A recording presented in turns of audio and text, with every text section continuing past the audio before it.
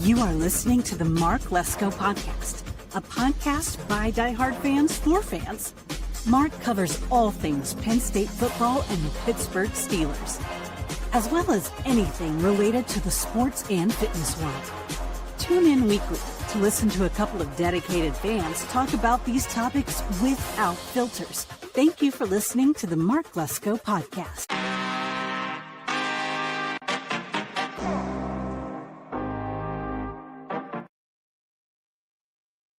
What's up, Yinzer Nation? Welcome to the Mark Lesko Podcast. I'm your host, Jay Rod, and this is Black and Gold Mondays. All right, guys, we're going to go right into this. We're going to be talking about the Penguins. You know, we had a bit of a bump to the playoffs. That was about as disappointing a loss as they could have given us because it was so back and forth throughout that whole game. And it was into the second period, still nothing. And I do have highlight reel for us to kind of look over, see all the scores, to see how it all went down. And the bottom line is it was about, again, halfway through the second period. And I saw in this, if you look here, up here, it says that the Penguins had 9 shots on goal, 10 minutes and 44 seconds into the second period. I really don't know what exactly the Flyers have in terms of defense that is not allowing them to get even close to halfway through the rink. But it seems like once we get halfway through, the whole issue is that they just cannot seem to break through. Georgie, how you doing, dude? Welcome aboard. So yeah, this right here is just showing you guys how important it is to try to get off to a good start to this game. And yeah, they really kind of stumbled through offensively. They really couldn't get any shots going, but I will play this whole sequence here. Hope you guys can see it well enough. But with this whole sequence, you had, hold on one sec. Yeah, let's take a look here. So the one Flyer player is going to send it off to, I think, Drysdale, who made that first shot. So when you see how he passes and you see just this sea of, stuff around the rink, and then you see like where the goalpost is, like it's just crowded around the whole goal. And it's unbelievable how Skinner has got at least 3-4 bodies right in front of him. And when he makes the shot, I mean, it goes right through, and it's like there's rust that basically kind of blocks completely Skinner's view of that whole opening sequence, and it just sneaks right through both their legs. I mean, just absolutely amazing timing shot.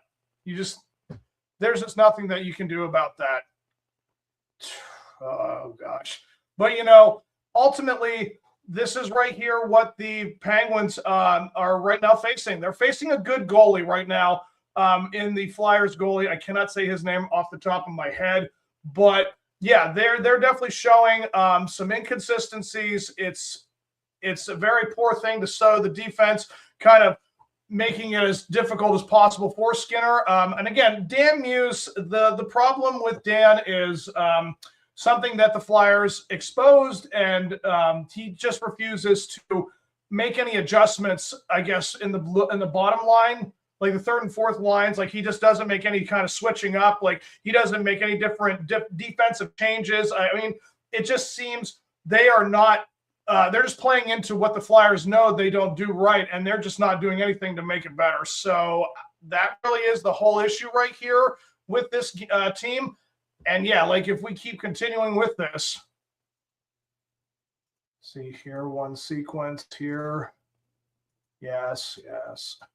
We know you scored. But yeah, I mean, that's just so unfortunate. Number 49, is that?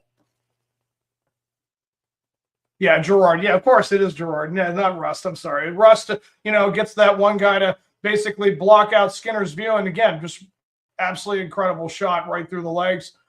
And then I know the Penguins did find a way here. I mean, this was a great sequence by Malkin. He was able to find that, shoot it through. Yeah, that was a great reflex. Yeah, that's about as great as it's going to get.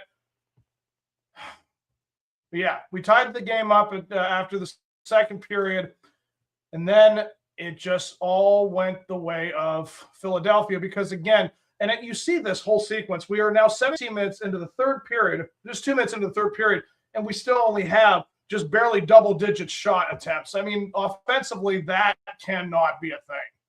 Oh. I mean, you see just how they were able to find every defensive strategy. Yeah, it's just, yep. Oh, he is such an amazing dude. I mean, how big he is, almost 7 feet tall, and he's able to skate around like that. He's just lighter than air, this huge behemoth. It's unbelievable. But yeah, so they ended up getting that one. Tried to time that right. I'm sorry, guys. I mean, again, defensive, just defensive issues in our own side, and he just gave that back up, and that's how you score again. Yep, and the whole crowd knows this. I mean, this is such a Penguin move these days where the defense refuses to make any type of maneuver, and it's like they just allow these guys to steal the puck. So when you do that, that's the result you get. And the Flyers did not do a whole lot of shooting. But, yeah, we didn't have a whole lot of offense either.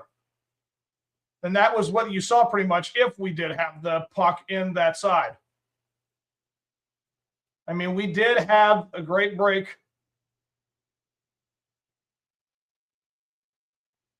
Yeah, it was completely over at that point. I mean, just, again, no real defensive changes, nothing. Yep, it's just you had an empty – Yep.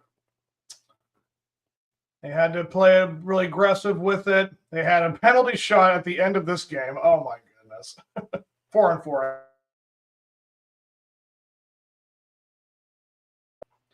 They had it close, but in the end, it just became this really upsetting thing.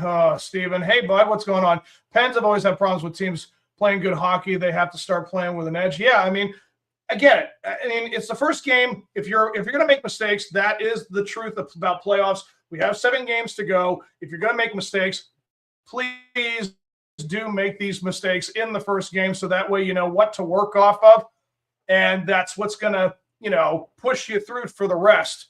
And that's going to be the next topic that I'm going to be bringing up. All right, guys. So the last topic for this for the Penguins is going to be, of course, this matchup tonight. Now, I doubt they're going to mix it up and go with Shelovs. I don't know if they've announced anything. I haven't seen any who's all starting, and if there's any kind of reports that say they're going to switch it up and go with Shelovs tonight. I think that you have to stay with Skinner unless he completely collapses, in the first period or gives up 3 goals. Something drastic has to happen like that, I think, in order for them to insert Shelovs.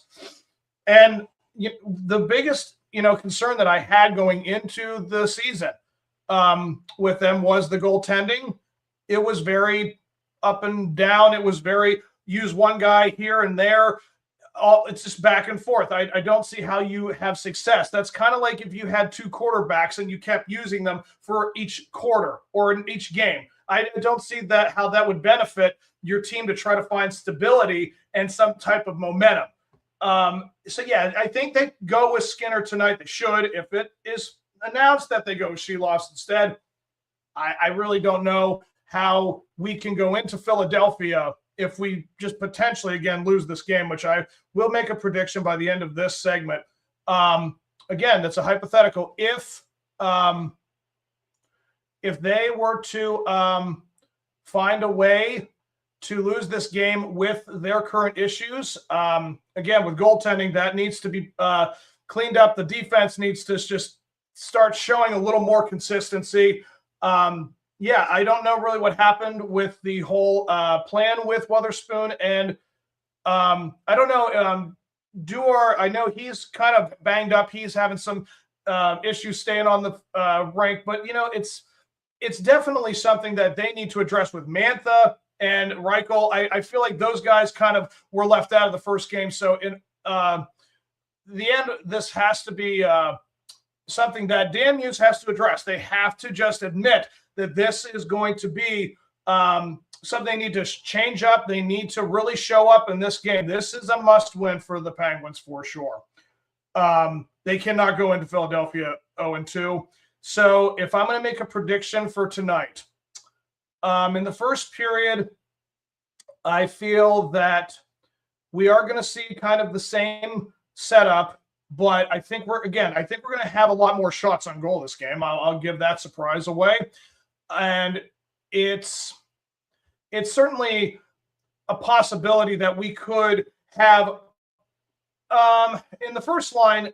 I feel like, you use Mantha and Reichel right. This is really what's going to be the factor for this game. And if they open up and they start to get more shots on goal, they got to penetrate their side of the rink. That's just really what it is. The blue line has to really be a lot more aggressive, and we need to start pushing it a little more. And I feel like what you're going to see after the first period, I do think the Penguins will be up 1-0. And with the second period, it will start. Unfortunately, I think they will tie this up, and it will be 1-1 halfway through the second period. But I do believe that the Penguins will come alive by the end of the period, and it will be 2-1. And then by the end of the third period, I think that we are going to have an empty net situation where it's still going to be 2-1, and we're going to squeak out with a 3-1 victory over the Flyers. And we are going to go into Philadelphia with a 1-1 record. And that's when I think, again, there's no one who likes to upset the Philadelphia crowd more than Sidney Crosby. So it seems to me that that's the way they're going to have to handle this. And they're going to use him in Philadelphia to get as many goals as possible. I'm not going to jump ahead to the next game, but I feel that's going to be the big penetration. Stevie says this can be a really good season with starting pitching and pretty good lineup with bats. Well, listen, we're getting ahead of ourselves, Stevie. I was just about to jump right into this guy. So hold off on that right now. But with this particular series, this is the most dire game. It is a must-win tonight. I know, like I said, it's the beginning of the playoffs, but the last thing you want to do is go into the enemy territory 0-2. You cannot do that. If they do that, it's pretty much they're going to win the playoff series in Philadelphia, just blowing us out. I don't see us coming back from that kind of deficit. Hey, if the Legends want to wake up, if Dan Muse wants to make it a better situation for them, that would be great. But only time will tell. But that is my prediction for tonight's hockey game. The Penguins will win 3-1. All right, guys. Let me see here. Got to flip it over.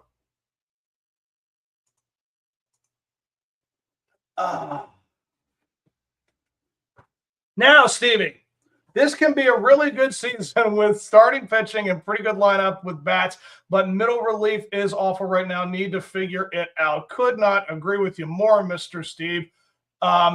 This right here is kind of like my whole theme for this video today is what is it going to take?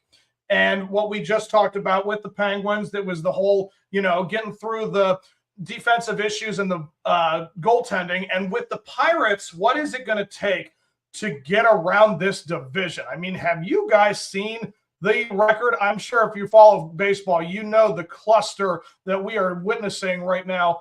As of right now, the Cincinnati Reds are 14-8. The Cardinals are 13-8. The Pirates are 13-9. Cubs are 12-9. And the Brewers are 12-9. This has got to be a big conspiracy theory for me personally, because it just seems to me, how in the world is it when the Pirates are good for a change, everyone starts to have a good record? If you've noticed how the whole seasons have played out in previous years, we're bad. Everyone's around 500 or even below like ourselves, but we're still around third or fourth place or dead last. And now that we have a good record, everyone wakes up. Now, that could all be stemmed from the St. Louis Cardinals and the Cincinnati Reds having basically the easiest schedule to start out the season. I know they played a lot of lower tier teams in the AL Central, NL West. I think they've played the Rockies or they've played the Astros. I know they just the Cardinals recently just played the Astros, and the Reds just blew out the Twins. Now, the Twins have had a good start to the season, and yeah, the Reds swept them in Minnesota. And does that mean that you can base it off of those results that they're a good team? I believe that you have to go personally. If you're talking about division races, obviously you have to look at division records. And if I am correct about this, the Brewers, oh, geez, I don't want to be put on the spot, but I think if I'm right, the Cubs and us, obviously, and the Reds have played each other. I think the Brewers have played one of them. I know they haven't played us yet. We are going to get to that in the next segment. But yes, they played a couple of games or a series so far this season with each other. And I know we played the Cubs and the Reds, and we have won both of those series. That is why when people say, if you look at all the rankings right now, the Pirates are ahead of pretty much everyone except maybe the Brewers. But yeah, it's because we have won both of our division games or series against them. That is what is so important about certain races, and especially in division. When you have a good record and you have a good record in your division, that is what everyone's going to look at. That's how you rank everyone, and that's why the Pirates are currently like 6th or 7th better than anyone else in the rankings right now. This whole division, if I really strip it down, yes, I do believe the Reds are okay. I don't think they are great. I think that the Cardinals are okay. I don't think they're great. The Cubs, they are great. I don't know if they are playoff great. I think they are just a great team, and they just swept the Mets, but pretty much, single A can beat up the Mets right now. That's a terrible story right now. I mean, you talk about $300 million payroll, and they have 11-game losing streak. Does that not spell the doom for how the contract system is right now? It's like you can't have a $300 million team be that bad. But that's not the NL Central. This right here, again, how do you navigate this whole division? How they're doing it right now with the Pirates' current system and this inconsistent week we just had. Splitting the series with the Nats was just gut-wrenching. I just was so sick to my stomach when I saw that they lost that final game. And again, I love that there are times where I'm at work not watching the game because, yes, there are many people that watch these games and they will just not want to watch it at all. Like, I'm glad I don't have to sit at home and watch these types of results. And yeah, it was a tough series because when you watch the 16-5 win, how could you not be like, we're never losing again? And then you watched how they handled themselves the next game after, which was a 5-4 loss, 1-run loss. Like it was terrible. And then we won 2-0, I think, against the Nets. I can't remember the score exactly, but it was like we went in, we won. So we took that game. We were going, all right, we would take 3 out of 4. That's fine. And Braxton Ashcraft looked great against them, and it was so back and forth. It was uncomfortable back and forth because of the error that was committed. Oh, Connor. I mean, it's unfortunate that rookies have to go through these types of growing pains, especially number one overall ranking guys like Connor Griffin. He's everything. He truly is the future of the Buccos. And can you really fault the guy? I mean, when you watch the replay, I mean, I don't know how in the world. I mean, do you sneeze? Do you hiccup because of like that kind of scenario? I don't know what was the problem, but he definitely made a bad play. And yeah, it's just one of those things that it really cost them. But you did watch how he redeemed himself when he went up to bat and he got the single that tied the game up.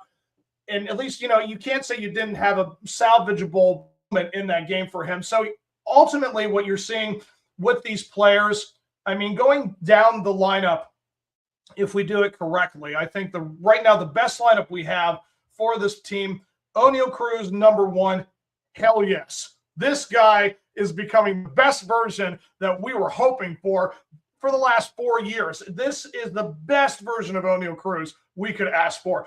320-some batting average, 6 home runs, OPS of 1 point something around. He's over 1,000. I mean, I could not be happier to see this version of O'Neal Cruz show up. He is so much fun, guys. I don't know. Maybe the dreadlocks were holding him down. I don't know. Maybe all that long hair just made it bad weight distribute. I don't know. But he has definitely figured out how to hit lefties. He's way better at lefties than righties right now. It's the best thing to see for a player that struggled with something, to see how he went into the offseason, to get better, to look as much into what he could do to fix things, and he did. I'm just so happy for the guy. And then the next person you probably should think about is obviously Ryan O'Hearn. I mean, we had Cruz and now we have O'Hearn. Ryan O'Hearn is just a player. He is absolutely everything the Pirates needed, and they build him to be the guy that's going to bring great baseball back to Pittsburgh, and that is exactly what he has done. Every time he's on the field, he makes a hell of an effort in right field, but of course he is a first baseman by trade. I don't think the guy has made too many bad errors. I mean, I think if anything, he has maybe one or two all season.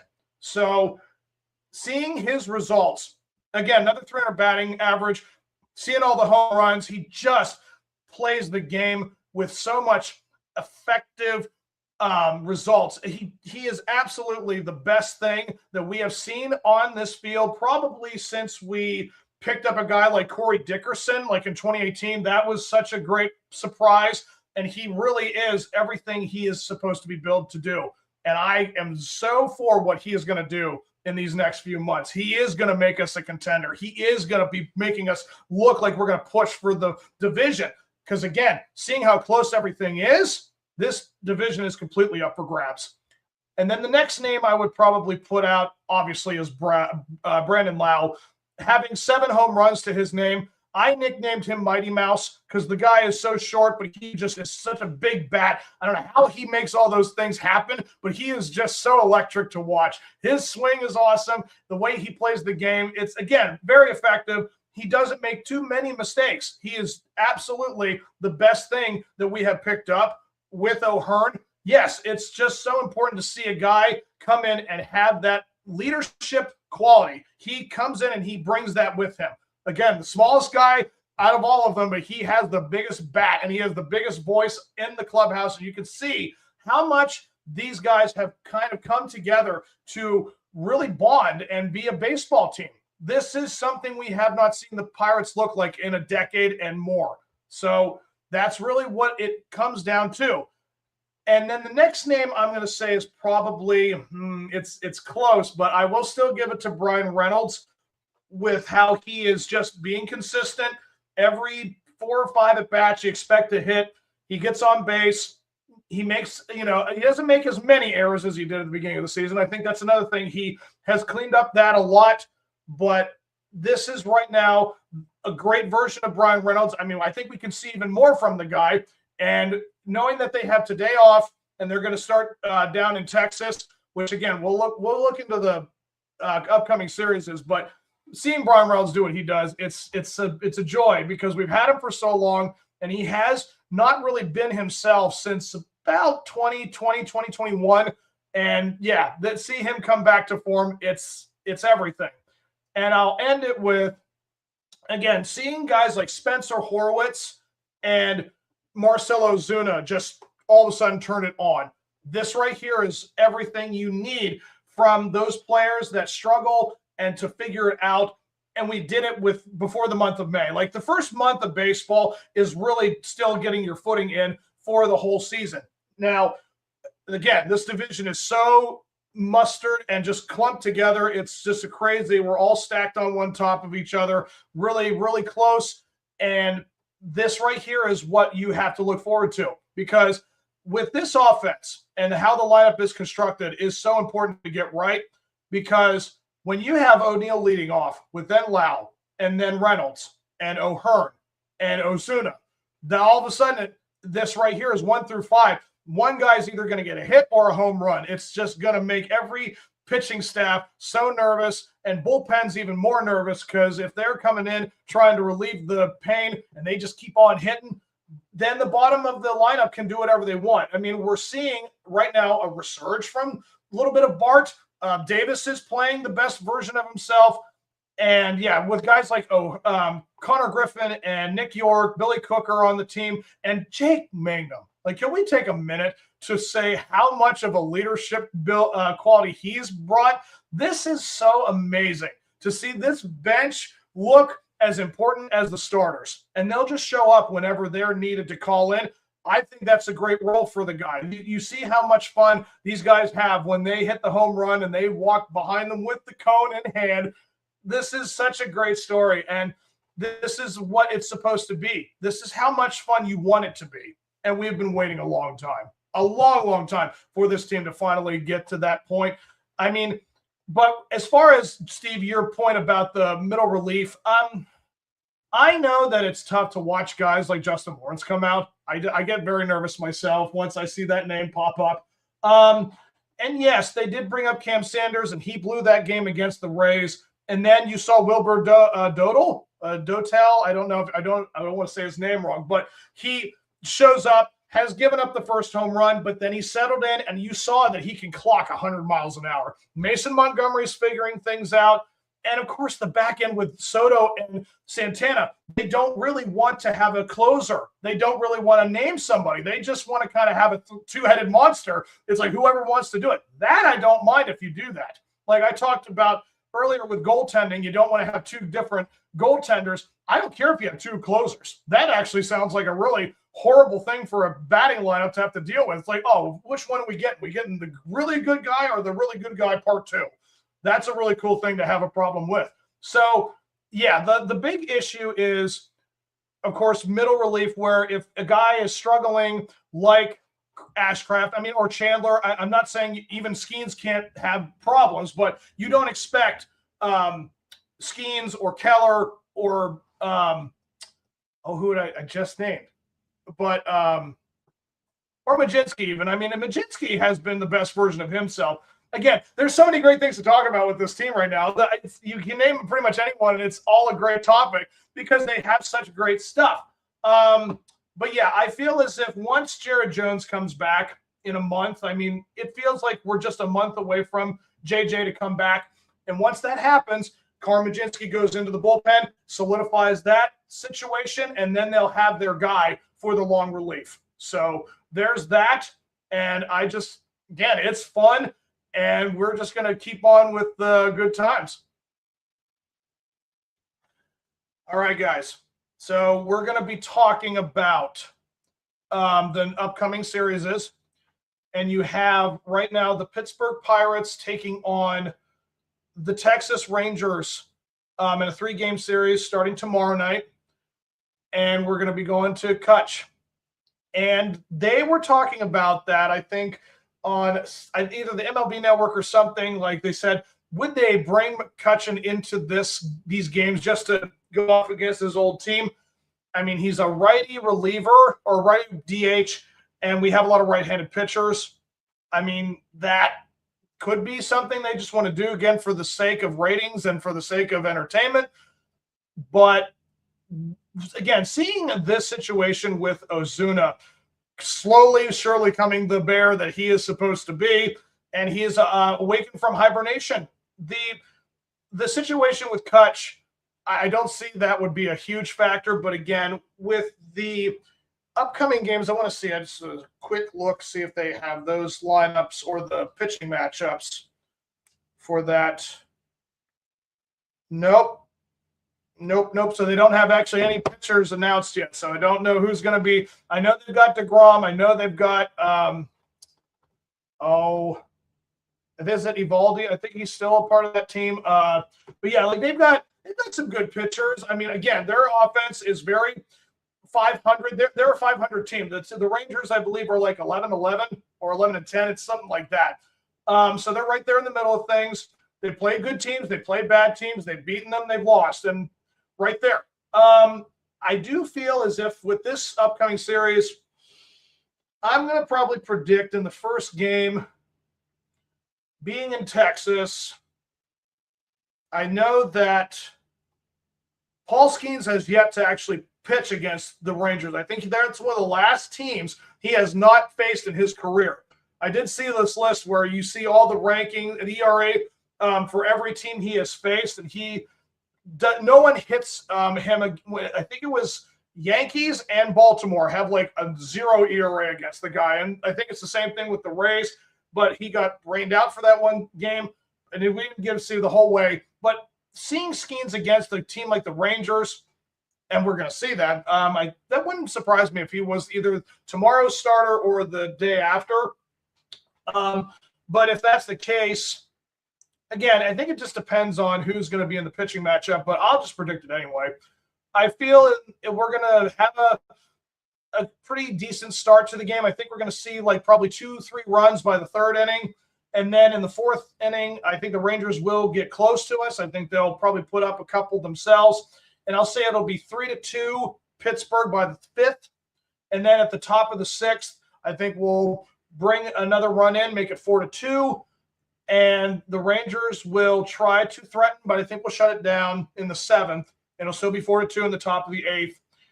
And I think for good measure, we'll just bring on one more insurance run. It'll be 5-2. And then we'll go into the bottom of the ninth. And they may get a run, maybe. I'm not saying if either Soto or Santana's in, they can't score a run. But that I feel like that will not be the case either. And it will be 5-2 Pirates for the first game. And then, again, if it's Skeens the next night, I feel that's going to be a very important game to see them play. And then for the first couple innings, I think we'll start out slow again. I think it'll be like 1-0 by the second. And they'll tie it up, make it 1-1 maybe by the fourth. And then by the fifth, I think that's when we're going to really start to get to them. And they'll get rid of their starter. They'll score 3 runs. It'll be 4-1 Pittsburgh. They'll bring in the bullpen. They'll give up another run, make it 5-1. And they'll get out of that inning. And by the bottom of the seventh, I say they'll score another couple runs, the Rangers, and make it 5-3. And then I think that's how it's going to end. I think we're going to go into the bottom again, have a little bit of a pressure situation, but we'll get out of it. We'll win it 5-3. And then for the final game, I think we're going to have another Sunday lineup setup where we're going to rest some guys. And then we'll see more likely than not. Mitch pitched, or no, Ashcraft, or no, is it Majinski? No, Chandler pitched on Friday. So we'll probably most likely see him for the finale. I think he'll give up a couple of runs. Not bad, just like 2 runs. And we'll be down 2-0 by the fifth. We won't score any runs up until the fifth inning. We'll probably score a run, make it 2-1 Rangers. And then the seventh, we may tie it up, make it 2-2. So the Bubba's off the hook for the loss. And again, trying to sweep, that would be a pretty impressive thing, but I don't know if we've ever done that since, like, what was it, the year we broke the curse with the 2013. I think that we did sweep that series in Texas to get a winning record for the first time. Again, it's right now the opportunity to do so, and I think that's what we'll do. So I think we'll at the top of the eighth, we'll score a couple runs and we'll win that game 4-2. So we sweep the Rangers in my prediction, and then we move on to the big gauntlet. So I'm going to bring this up this week. So next week for the episode, we're going to talk about the most important stretch of the season so far. After the Rangers, we have 3 at Milwaukee. And then we have 4 at home against St. Louis, and then we have 3 at home against the Reds. 10 games against the NL Central. We're going to see us break apart that whole messed up, division race at that point. So we're either going to be going up or we're going to be going down. To be 5-5, that could be so boring, but I feel like that will be the telling separation. If we can find a way to win those games, that will be the most important part of that. So ultimately what we have here with the Brewers, and again, I would love nothing more than to know their entire lineup and their rotation. But yeah, the Brewers, they have, again, a solid team. They are very sound players. That organization is well run. They're going to play us tough. They know how to beat us. If I'm right, actually, I think that Paul Skeens has one of the larger ERAs off of that team. We faced him the most, and I think that he has given up like 3.2 against the Brewers, and I think he'll be the last pitcher for Sunday's game against Milwaukee. It depends, again, on matchups. The strength that I need to see probably come from, again, we need to have Ozuna have a huge week still. Like he's slowly coming on. He needs to keep doing that. He needs to keep building off of that. And with the first game in Milwaukee, I think what we'll predict here is it is going to be like nothing by the fourth. It'll be very, very low scoring, good defense, and tough back and forth battle, whoever's pitching against us. And finally, by the fifth, I think we'll get something going, have 2 on with no outs. And let's say a guy like O'Hearn hits a 3-run home run, makes it 3-0 against Milwaukee. But I think once they get to our middle relief guy, that, again, Steve says about with who we bring in for the bullpen, I feel like that's going to be another opportunity for them to tie the game up, and they will do that, make it 3-3 by the 7th inning, and we'll have 2 innings to find a way to win. And I think that you look at, it depends on when the lineup is. You see like a guy like Davis maybe hitting that night, batting 9th. He gets on base somehow, like, gets walked or something like that. And Cruz hits a double with runners in second and third with no outs. We have a pop fly, like a sac fly out in the outfield, and it'll be 4-3.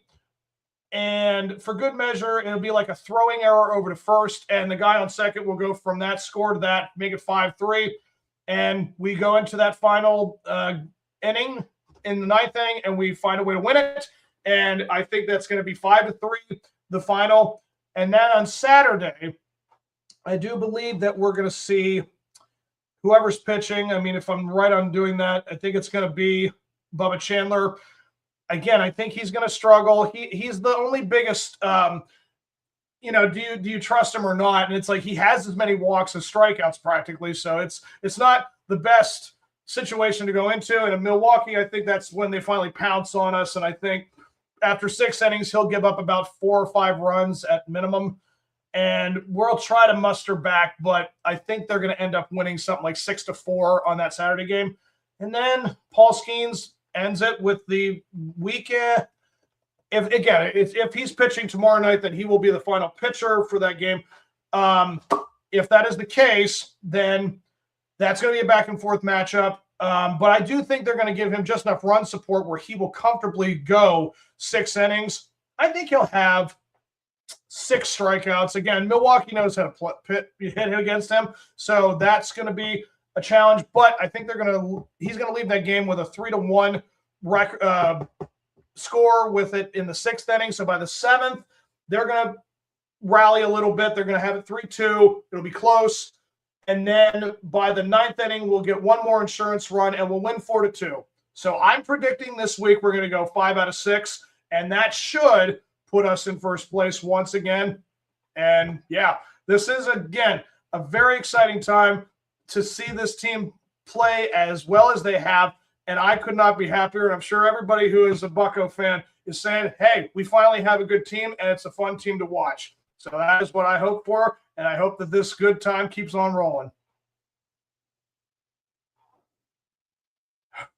All righty, guys.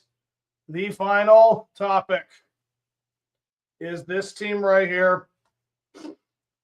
The Pittsburgh Steelers. The NFL draft is finally here, my friends. Oh, can you believe it? Been talking about it for like months on end. Made the announcement, what was it, a year and a half ago? Well, it's finally here. I think the hundreds of thousands of people are finally coming into the city, getting ready to set up shop, getting all the place down, getting all your bearings. You got to make sure that you have everything figured out, like where to go, because again, that city, I love it to death. I've been there many times, and that road system it's fun. You got to know it. You got to figure it out. It'll be fun. It is certainly going to be the best time. I think that when you host something as big as this, it's basically New Year's for football. There's just such a huge celebration. Everyone's there, but then instead of just one ball drop, you have 30. Because every pick is like the Happy New Year celebration. Everyone goes crazy. And yeah, so I know that this city has been waiting for this opportunity. And I know a lot of coworkers at my jobs. I know some old coworkers at other jobs, like they're actually going to be in Pittsburgh. I had the opportunity to come out and see you guys. I could have done some sort of live show. I thought about, talking about it with Mark, but it's a crazy situation. I mean, I'm just getting started with this, but I did miss my opportunity. And I would just like to say, if anybody is watching from the Draft Live, it would be so cool if they were to figure it all way to, say, hey, and make a shout out. And again, just want to take the opportunity for right now to mention again the merch shop for the Mark Lesko Podcast. And again, go on markleskopodcast.com. All that stuff's on there. I know they said they have the Pirates stuff for sale. And again, Penn State, all that jazz. It's a lot of great stuff. And again, you got to go watch Mark Lesko's show. I mean, he if you didn't know about it now, he's always been the best guy. He's given me this opportunity. Him and Brett, Aaron, and all them. It's a great show. I like how they break everything down. They love Penn State so much. And it's football, basketball, and they cover a lot of other topics and weightlifting and bodybuilding world. So yeah, please go check out Mark, guys. He's a great guy, and this is just a great opportunity. Like, again, a great opportunity for the Steelers. I mean, again, what is it going to take for them to build the best team possible? I do feel as if this is the best opportunity to do so. Going into the offseason, seeing what they have picked up in free agency, they have the opportunity after this to then do the June 1st free agency as well. And it really does make the biggest difference when you have all the different options. And again, the things that they need and what they are going to try to figure out. I hope that this city is ready to have a great time. I know I'm looking forward to it. It's all about making great memories and making good things happen. And that's what we want, guys. We just want to get back to championship football again. That's really what this is all about, the NFL draft. Getting the team built for the future and for the championship potential that they may have with that future. And with that said, guys, I could not be happier that it's finally here. You guys have a great time if you're going to go. It's going to be crazy and wild in Pittsburgh, and you show them right now, guys, why that city is made for this type of event. Because, again, all the history of Pittsburgh with all the great football players that are from Pittsburgh, the Mike Ditkas and all those players that they've, all the churning of the quarterback drafts. I mean, all these great quarterbacks in history are from that area. It's so cool to know that this city is going to get a chance to showcase that. And I'm all for it, guys. This is going to be a great time, and you just have a good time watching it. And it's going to be great. Can't wait. All right, folks. So what I have here is I went on a website and I decided to dip my toe into the mock draft pool. Water was very nice, actually, from what I was doing. I just let it do the simulator, just do it kind of, and I did not do any trade ups. I didn't do any trade downs. I don't know that whole system. I saw every time it was my choice, I got 4 offers from other teams to like trade up or do that stuff. I canceled all of it. I just wanted to go with my gut and see what was available at the time, because I don't know how many times the Steelers do that as an organization. I know they moved up to get Broderick Jones. I know they moved up to get Devin Bush, but I don't remember or recall a time where they've done it any other time in all the years I've watched the draft. I know, again, it can do it, but it's very rare. So I'm just going to let you guys hear what I have, and I'm going to do it in the style of the draft. So this is my 2026 mock draft for the Pittsburgh Steelers. All the rounds, all the picks. Here we go. With the 21st pick in the 2026 NFL draft, the Pittsburgh Steelers select Jordan Tyson, wide receiver, Arizona State. No kidding. That is actually a name that was available to get when I had my 21st pick. And again, simulator just picked who they got. And I'm like, what? Isn't that dude like projected like somewhere in the teens? I thought that was someone like Cleveland or the Giants were going to try to go get him or something like that. And yeah, Lemon was already taken, Cooper Jr. was already taken, and Tyson was still there to take from Arizona State. I'm like, hell yeah, that right there got me an A+. That's pretty awesome. Like, hey, I'm not bad at this. Well, I'll ruin this for you. Of all my draft picks that I had, the 12 in my simulator, I only had one bad grade. Everything else was a C or better. 11 out of 12, I'll take that every time. So let's just keep going with this. Let's see here. I don't know what the number would be. Write this down. I just did it by how many draft picks. And with the second pick for the Steelers in the second round, the Pittsburgh Steelers select Kalen Rutledge, inside or outside line. Yeah, the offensive line, IOL. I do know what that I stands for, darn it. But Georgia Tech. I mean, that got me an A. That I would very much appreciate that because, again, it's SEC. If it's not Big Ten, it's SEC that you want to try to grab. And I think that was a good choice to take. I just basically went with whoever needed him, and Steelers were a guy that Kalen they would use. And I mean, hearing that description, I thought that was a great pickup for us. And so that right there answers that question. And again, it was a good grade, so I'll take it. And then with the third pick, this will be the third round choice. I went with it, guys. My friend from work will get mad if he watches this. I did pick Drew Aller for the quarterback option at third pick, and it got me a B. I mean, for the third round, for him to get a B, that's actually pretty impressive. I actually did one other mock draft earlier this week, and I chose him second as opposed to the third pick. And when I did that, I got a C for that. And with this third choice, he actually got a B. So they think it's smarter to wait for him to be in the third round if he's still there. Guys, he's size. He is built. He has the biggest arm. I don't know why you wouldn't try to make this into something. I know we have Will Howard, guys, and I'm sorry to upset the Ohio fans for this. I mean, he's from Pennsylvania. I get it. But Drew Aller, I know this is a guy that's probably more suited for the NFL over the NCAA. And again, when you have a dude that has all this raw material, I just feel like I trust Drew Aller's arm more than Howard. I don't know about his mobility and Howard's mobility, but I know Aller can move around if he needs to. So if he gets in a jam, he'll know how to make something happen. Again, I am not holding anything against Aller for his issues at Penn State. We've all talked about it on Mark's show. Again, we know what he had to deal with Franklin, and that the offensive coordinator, I've lost his name already. But yeah, so we know the issues that Drew Aller has faced going into Penn State. It's been one of the worst wide receiving cores his entire career. The only reason why he had any success with Tyler Warren is because Tyler Warren was actually a great receiver.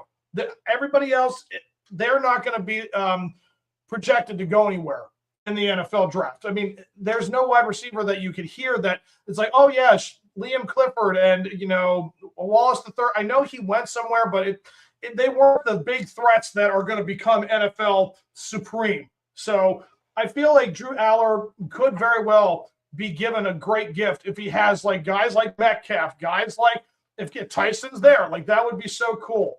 And again, when we get Pittman, who knows what this team will look like if a guy like Aller has the bounce back that he could potentially have. That's the upside. He has more upside than down, so that's why I went with him, and I think it's a good gamble. And then with the fourth pick, I had Davison Igbenuson. I don't know how you pronounce that last name, but he's a cornerback from Ohio State. That was where I went, and I got an A for it. So that's a great choice. Yeah, I think you can't go wrong with a cornerback. I think that's a smart move in the fourth round. And then in the fifth pick, I had Bud Clark from TCU. That's so I can't be happier about it. But then it starts to dwindle off a little bit. In my sixth pick, I had Zarian Harris. Is that it? Zxarian. Zarian Harris. Defensive line, Mississippi. That got me an A. So I feel like this is about as good as it was going to get for me. And then the seventh pick, I decided to get a little risky with it. I got Kevin Coleman Jr., wide receiver from Missouri. I mean, it got me a C. I'm just saying you're going to get another wide receiver. I didn't think the Missouri would be a bad choice. I don't know the guy's record or his numbers in college, but wide receiver from Missouri I don't think, be too bad. Again, depth is what you're looking for. And then I got a little, Penn State happy. I decided with the 8th pick, it was still available, so I went with it, and I got Katron Allen running back. I mean, listen, Caleb Johnson is the future after Warren or I hate this. Who did we just pick up? Oh, man. I hate when I do this to myself on the spot. But no, I know Warren is a part of this. I know Johnson. But, yeah, a guy like Katron Allen, I mean, why not? You definitely want to try to get as many options for each of the part as you can. So I feel like that would be a good choice to go. And it got me an A for that. I thought that was smart. And then for my 9th pick, I got Albert Regis, defensive line, Texas A&M. That got me a B+.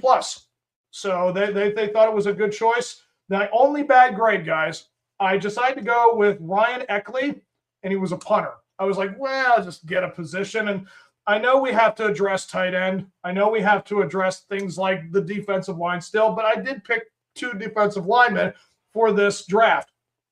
But, yeah, that was my only bad grade. It was a D+. And then I went, again, another Penn State. I'm being a little Penn State happy. Nolan rookie, outside tackle for Penn State. That got me a B. And then it ends with Jack Pyburn, edge, LSU. It was a C. And overall, guys, if you see this right here, that is a B+. I did all the math for it. So the overall grade I got for it was that. I feel like that right there would be a pretty cool draft to see. So I think that would be awesome if that were all to come true. But, that's really what this should be about, trying to address every single need. And I think the most important thing we need to address is wide receiver. And I think we need to address the line and then go quarterback. And then I went cornerback and then safety. And again, 2 defensive lines with the 6th and 9th pick. And I went with another wide receiver and running back. I don't know about tight end, guys. I understand only relying on Pat Freiermuth and Darnell. That might not be enough. They may go out and do that too. But I didn't think that was the more important priority. Yeah, this right here it's going to be fun. I just hope that it's something similar to this. I hope the overall grade that Omar Khan is nothing lower than a B+, but only time will tell with this. All right, guys, I'm all set. I've wrapped it all up. I've said all I want to say. I just hope that you guys enjoy that draft again, like I said. And, yeah, the Pirates are giving us everything we want to enjoy from life. And the Penguins have an opportunity to bounce back and get themselves back into the playoffs. It's a must-win tonight. I hope you guys enjoy it. Again, this will probably air or be redone about either Tuesday or Wednesday. So just look for that. And, yeah, so I hope that you guys have enjoyed the episode. I know that I have always. And, hey, guys, and just a reminder, if we do reach 2,000 subscribers, guys, that there is going to be a giveaway for both Mark's show and mine. For Mark's show, I think he said he is doing merch, $100 gift card, I think. And also, I think it's a dinner out with him. I think those are the prizes for that. And then for me, it's going to be 3 items from the merch shop and also another $100 gift card to any online sports memorabilia stuff buying. Yeah, so it's hopefully you guys watch for that. And you guys look for Mark Lesko Podcast. And please like and subscribe right down below, guys. And, hey, until next time, guys, you enjoy being black and gold.